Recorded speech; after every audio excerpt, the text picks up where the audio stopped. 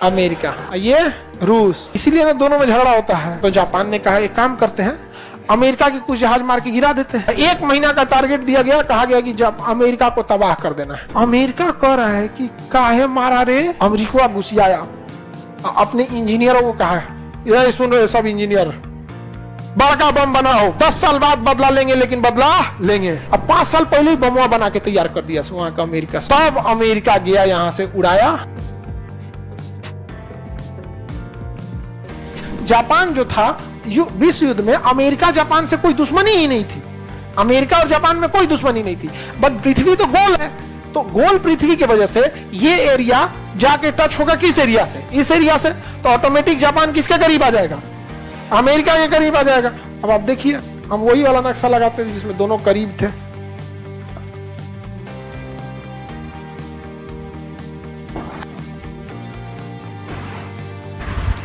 ये नक्शा देखिए, देखिए पृथ्वी तो गोल है, हम उसे जब किताब में देखेंगे तो गोल तो नहीं रख सकते किताब में, या तो फिर ग्लोब लेके घूमिए, तो कहीं ना कहीं से तो काटना पड़ेगा, कहीं ना कहीं से क्या करना पड़ेगा, काटना पड़ेगा। तो अटलांटिक महासागर को, प्रशांत महासागर सबसे बड़ा सागर था, तो उसी को काट दिया गया। तो इसीलिए प्रशांत महासागर 2 जगह पलट गया, एक इधर बढ़ गया और एक इधर बढ़ गया। समझ में आ गया कि नहीं आ गया? हालांकि शुरुआत में विचार किस महासागर को काटने की थी, अटलांटिक, बट अगर इसको हम लोग काटते ना ऐसे, तो ये ग्रीनलैंड थोड़ा इधर हो जाता, ये थोड़ा सा इधर हो जाता, इसलिए काटा गया किसको।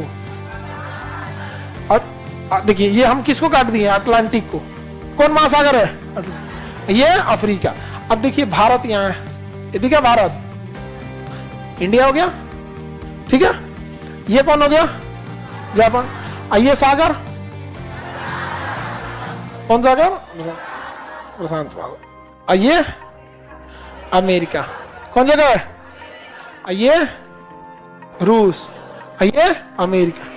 इसीलिए ना दोनों में झगड़ा होता है। इस नक्शा में लगता है कि दोनों दूर दूर है सब, इसमें लगता है कितना दूर दूर है सब, जबकि है सब कितना एकदम पास है सब यहाँ पर। तो यहाँ पर ना ये प्रशांत महासागर है। कौन महासागर, प्रशांत महासागर के बीचों बीच में एक द्वीप है, हवाई द्वीप। आगे पढ़ाएंगे जब अमेरिका पढ़ाएंगे तब। हवाई द्वीप, कौन सा द्वीप है, हवाई द्वीप। प्रशांत महासागर के एकदम बीचों बीच में है हवाई द्वीप। अमेरिका ने ना हवाई द्वीप पे यहाँ पर एक बंदरगाह बनाया, पर्ल हार्बर, पर्ल हार्बर। और यहाँ उसने बड़े बड़े लड़ाकू जहाज तैनात किए, सब पूरे बेस बना दिया। 100-200 लड़ाकू जहाज तैनात किया लड़ने के लिए। नेवी की जहाज तैनात किया लगभग 120 की संख्या में। आज भारत की नौसेना में 120 को जहाज हैं। उस समय अमेरिका की एक बेस पर इतनी नौसेना की जहाज थी, सब डिस्ट्रॉयर, लड़ाकू जहाज, पनडुब्बियां थी, सब इस पे थी। अब जापान को लगा कि अरे भाई साहब ये तो इतना खतरनाक है, अमेरिका इतना खतरनाक हो गया यहाँ पे। तो जापान ने कहा कि हम लोग भी जहाज बनाएंगे, हम लोग भी पानी वाली जहाज बनाएंगे, पनडुब्बी बनाएंगे। तो उसके इंजीनियरों ने कहा, तो रिपोर्ट आई जापान के पास कि जिस रफ्तार से हम लोग जापान बना रहा है, अपनी नौसेना को बढ़ा रहे हैं, अमेरिका की बराबरी करते में 40 साल लग जाएगा। तो जापान ने कहा एक काम करते हैं, अमेरिका के कुछ जहाज मार के गिरा देते हैं, 200-250 जहाज मार के गिरा देते हैं, तो हम आज ही उससे 40 साल आगे हो जाएंगे। Well done, well done, well done. Japan वालों ने क्या बोला, वेल डन, गजब प्लान बनाया। 1 घंटा में प्लान बन के रेडी। और 1 महीना का टारगेट दिया गया, कहा गया कि जब अमेरिका को तबाह कर देना है, अमेरिका को तबाह कर देना है। तो अमेरिका का सबसे ज्यादा जहाज कहां था, पर्ल हार्बर। पर्ल हार्बर माने बंदरगाह, पर्ल हार्बर वो कहां था, हवाई द्वीप पर। ये पूरा द्वीप और उसमें एक छोटा सा बंदरगाह पर्ल हार्बर। तो डिसाइड हो गया इसी को मार के गिरा देना है। जापानियों ने अपनी नौसेना लेके चल दिए सब।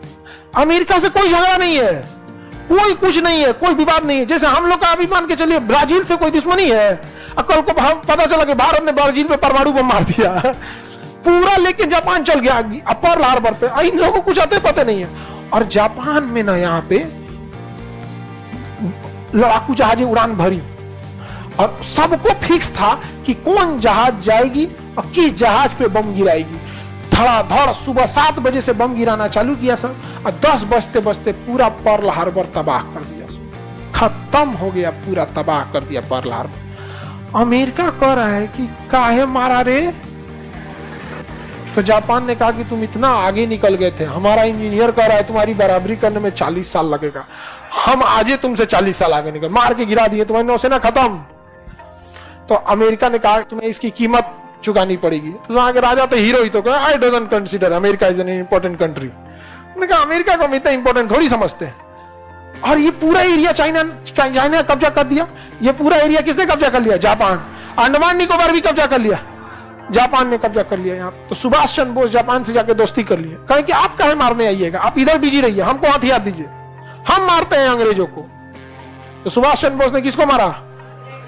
अंग्रेजों को। यहाँ मार के ध्वजी उड़ा दिए। यहाँ पे अमेरिका घुसियाया, अपने इंजीनियरों को कहा ये सुनो ये सब इंजीनियर, बड़का बम बनाओ। कौन बम बनाओ? बड़का बम बनाओ। अब 1950 तक बड़का बम बना देना है, 10 साल बाद बदला लेंगे, लेकिन बदला लेंगे। तो ऑपरेशन ट्रिनिटी चलाया गया और ओपेनहाइमर मूवी बनी है, ओपेनहाइमर। अब 5 साल पहले ही बमवा बना के तैयार कर दिया वहां का अमेरिका से। परमाणु बम 1945 में बना के रेडी कर दिया सर। तब अमेरिका गया, यहां से उड़ाया जहाज अपना, अक्रॉस करके कहां पहुंचा? जापान पे गिराया एगो हिरोशिमा नागासाकी। कहा कि जापान अब बताओ कै साल आगे, बताओ कै साल आगे। समझा रहा है कि नहीं आ रहा?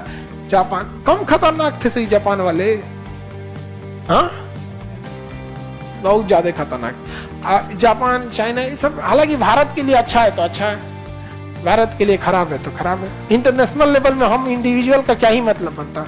हम देश के लिए अच्छा है तो सही है, देश के लिए खराब हो तो खराब हो। एक समय था हमारी अमेरिका से दुश्मनी थी, आज दोस्ती है, कल फिर दुश्मनी होगी, बिल्कुल होगी। याद रखिएगा चाइना तबाह होगा 2035 तक, 2035 तक। रीजन क्या है? चाइना की इकोनॉमी टिकी है दिमाग पे नहीं, फैक्ट्रीज पे। अब भारत की इकोनॉमी टिकी है दिमाग पे।